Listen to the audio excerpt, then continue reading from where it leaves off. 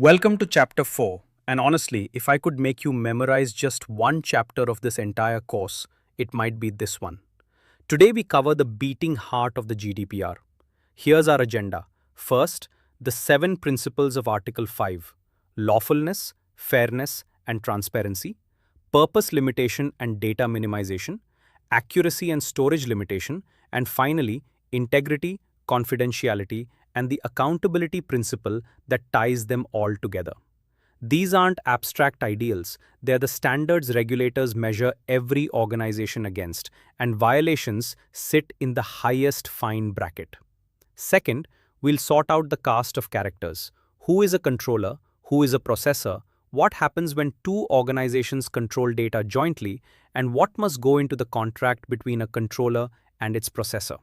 And third, we'll properly define the person all of this exists to protect, the data subject, with a quick tour of their rights. Think of it like learning a sport. The principles are the rules of the game.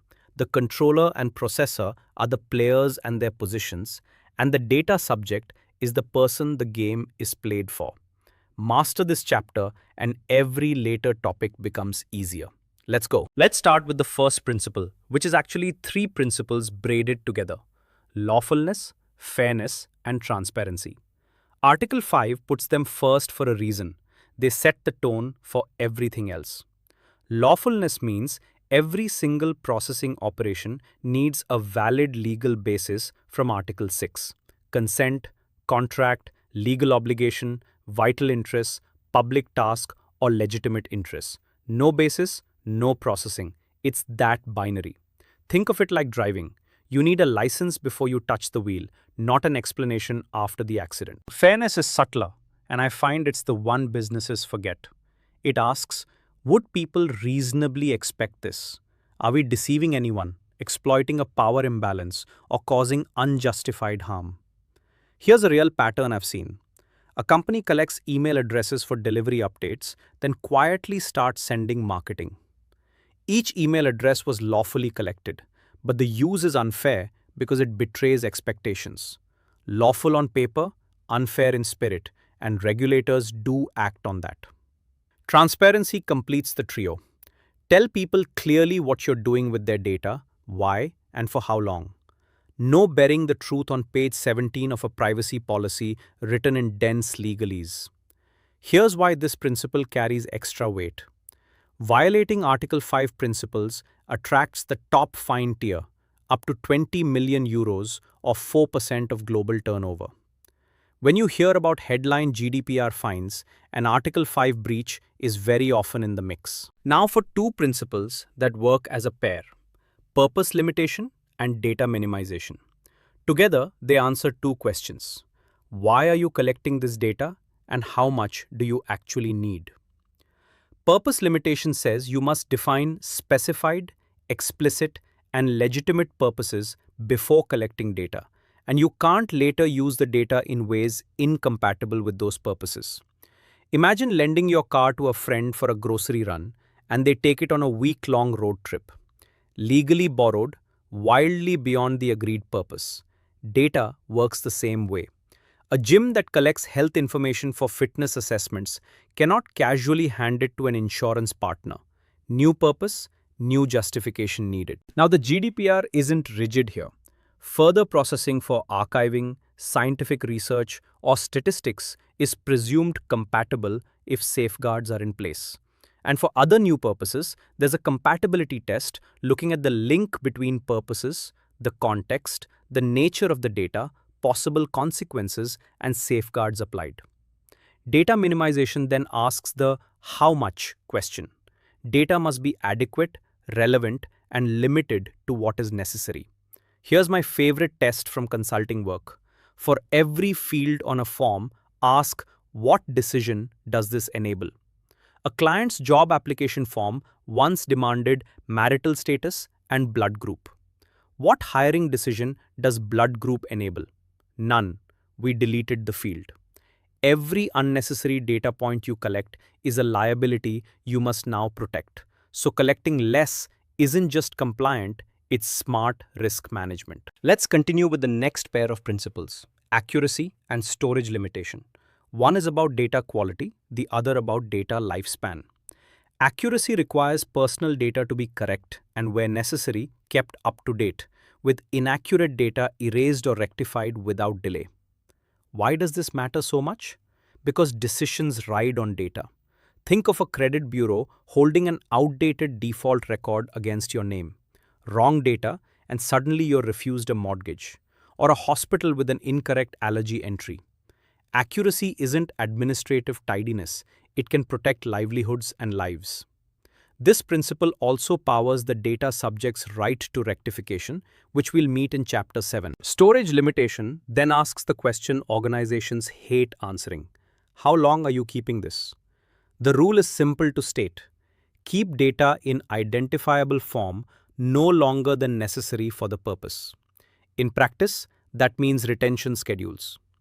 Payroll records might follow tax law timelines. CCTV footage might last days. Recruitment files of unsuccessful candidates only a short period. So why do organizations struggle with retention? Let's be honest about it. Storage is cheap and deleting feels risky. So the default becomes keep everything forever. But here's the reframe I give every client. Old data isn't an asset, it's an unexploded liability. When a breach hits, the fine and the headlines scale with how much you held. When the purpose ends, delete or anonymize. Your future self will thank you. Two final principles complete our set of 7, and the second one changes the entire character of the GDPR. Integrity and confidentiality, together often called the security principle, require data to be processed with appropriate protection against unauthorized access, unlawful processing, accidental loss, destruction, or damage.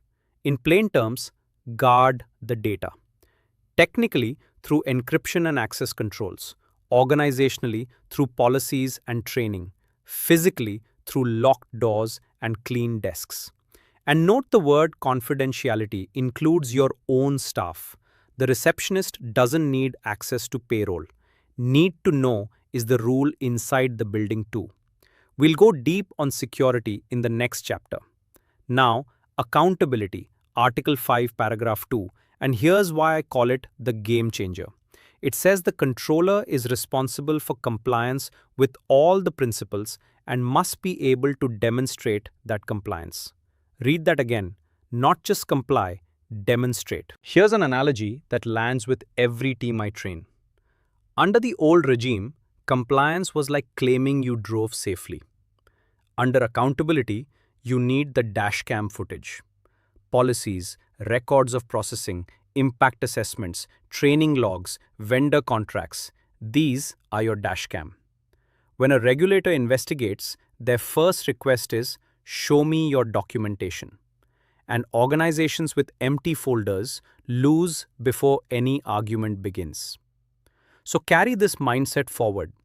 If it isn't documented, in the regulator's eyes, it didn't happen. Now let's meet the characters who carry these duties. Time to meet the most important character in the GDPR story, the controller. Get this identification right and responsibilities fall into place. Get it wrong, and entire compliance programs point at the wrong party. A controller is the person or organization that determines the purposes and means of processing. In simpler words, the one who decides the why and the how. Why are we collecting this data? To run payroll, to market products, to assess creditworthiness. How will it be processed? Which systems? What retention? Shared with whom? Whoever answers those questions is the controller. Here's an everyday example.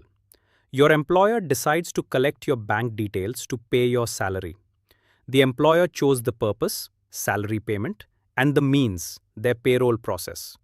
Your employer is the controller, even if an outside firm actually runs the payroll software.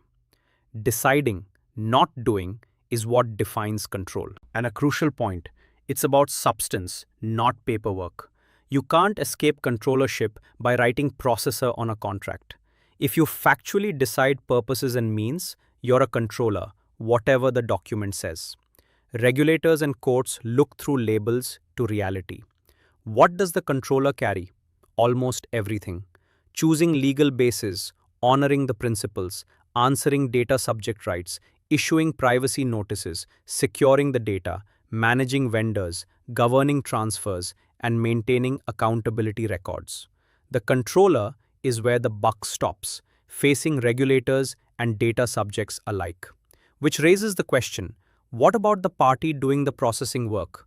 Meet the processor next. Now for the controller's counterpart, the processor. A processor processes personal data on behalf of a controller, following the controller's instructions. The controller decides, the processor executes. You interact with processors constantly, probably without labeling them. The cloud provider hosting your customer database, the payroll company calculating salaries, the email platform sending your newsletters, the call center handling support tickets. Each processes personal data, but for someone else's purposes, under someone else's decisions. Here's an analogy my students like. The controller is the homeowner planning a renovation. The processor is the contractor executing the plans. The contractor brings expertise and tools, but doesn't decide to convert your kitchen into a spa. If he does, he stopped being your contractor and started freelancing on your property. That analogy captures a critical legal rule. The moment a processor starts using the data for its own purposes, say the payroll firm mining salary data to build a market benchmarking product without instruction, it becomes a controller for that processing with full controller liability. This exact scenario appears in exams and in real enforcement. One more thing people underestimate. Processors aren't off the hook legally. The GDPR gives them direct obligations, implementing security measures, keeping records of processing, notifying the controller of breaches without undue delay, appointing a data protection officer where required, and never engaging sub-processors without authorization. Processing on behalf of doesn't mean hiding behind. Next, what happens when two parties decide together? Here's a scenario that's increasingly common. Two organizations decide together why and how data is processed. The GDPR calls them joint controllers, and Article 26 governs the arrangement.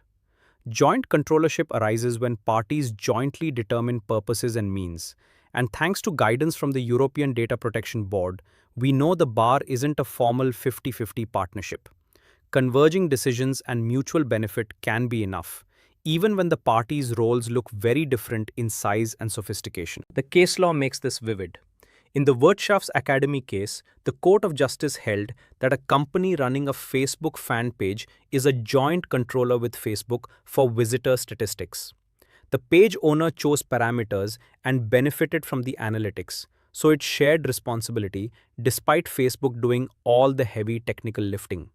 In Fashion ID, a retailer that embedded a social media-like button on its website became jointly responsible for the collection and transmission of visitor data that the plugin triggered.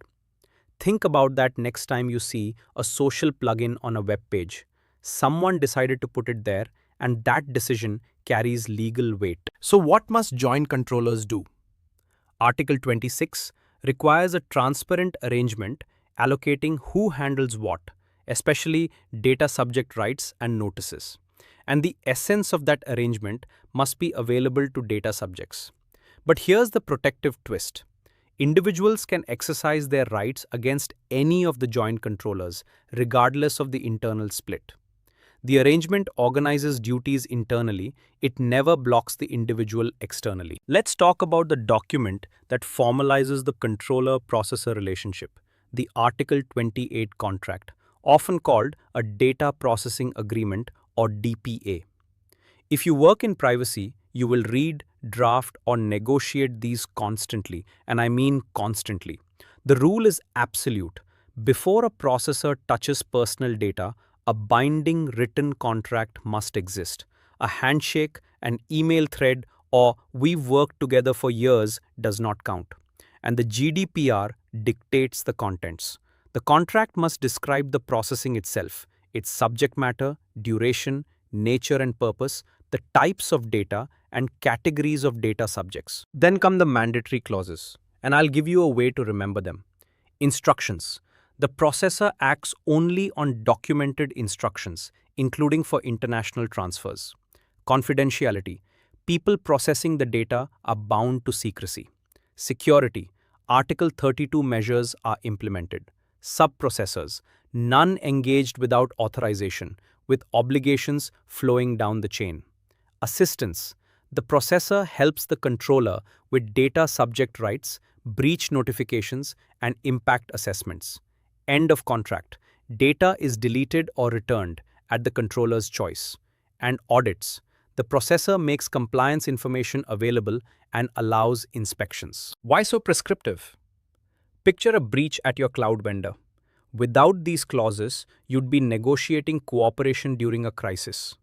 With them, assistance is a contractual duty you invoke, not a favor you request. When I review vendor contracts, missing audit rights and vague sub-processor clauses are the most common gaps. So check those first in your own organization. We've spent this chapter on principles and organizations. Let's end with the person all of it protects, the data subject. Because behind every record, every database row, every cookie identifier, there's a human being, and the GDPR never lets us forget that. The data subject is the identified or identifiable natural person the data relates to. Natural person means a living human being. Companies aren't data subjects, though the people working there are. So data about Acme Limited isn't protected, but data about its finance manager certainly is. And the GDPR protects everyone whose data is processed under its scope. Employees, customers, website visitors, patients, job applicants, regardless of nationality or where they're from. Now, what powers does a data subject hold? Here's the quick tour, and don't worry, we dedicate 2 full chapters to these rights shortly. The right of access to see what data is held. Rectification to correct errors. Erasure, sometimes called the right to be forgotten. Restriction to pause processing during disputes. Portability to take data to another provider. Objection to say stop, including an absolute stop for direct marketing.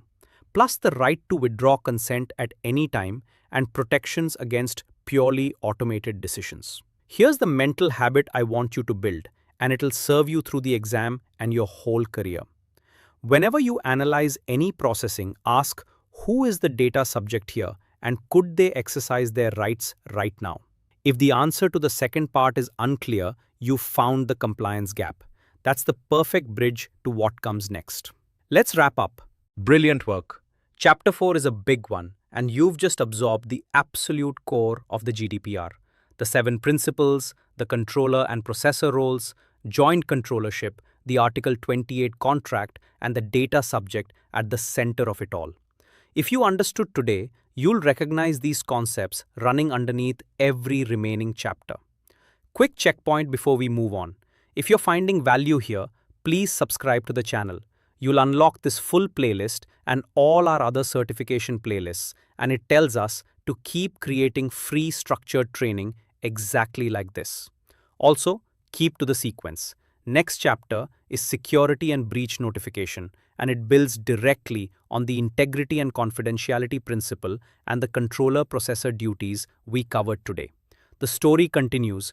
Don't skip an episode. And for those of you targeting a confident first attempt pass, our complete CIPP/E course on Udemy takes everything further, with chapter quizzes to check your understanding, full-length practice tests modeled on the real exam, role-play scenarios that make you apply the law, and downloadable study toolkits. Structured practice is what turns knowledge into marks, and it's all in one place there. You'll find the link in the description. Take a breather, review your notes on the 7 principles, and I'll meet you in chapter 5, where we answer a question every organization eventually faces. What happens when things go wrong? See you there.